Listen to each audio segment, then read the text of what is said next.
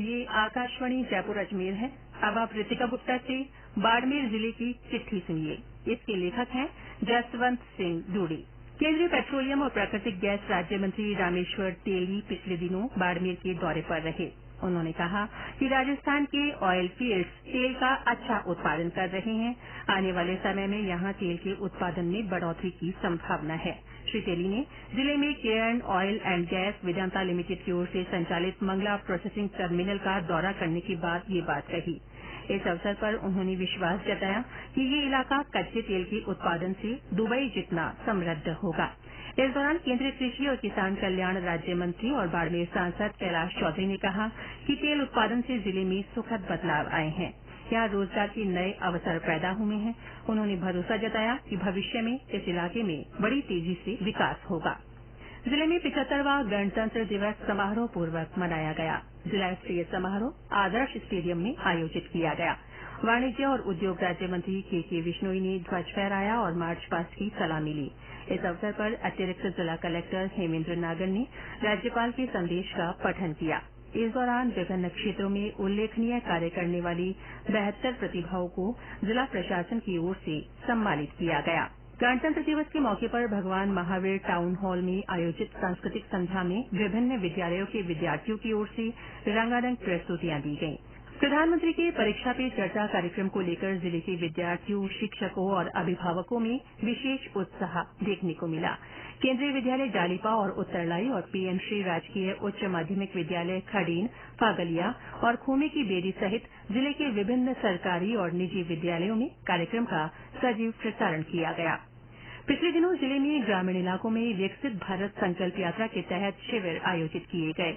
इन शिविरों के जरिए बड़ी संख्या में लोगों को सरकारी योजनाओं का फायदा पहुंचाया गया। इसी कड़ी में जल शक्ति और जल संसाधन विभाग के संयुक्त सचिव और प्रभारी अधिकारी आनंद मोहन ने ग्राम पंचायत गोलियार और कोनरा में आयोजित शिविरों का अवलोकन किया।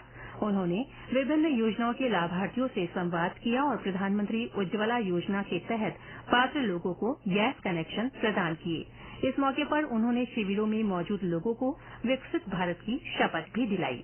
दूसरी तरफ केरल और आंध्र प्रदेश के एक मीडिया दल ने बाड़मेर जिले में यात्रा के तहत आयोजित विभिन्न गतिविधियों का अवलोकन किया। इस दल ने ग्राम पंचायत बांद्रा में शिविर का अवलोकन किया और केंद्र सरकार की विभिन्न योजनाओं के लाभार्थियों से बातचीत की।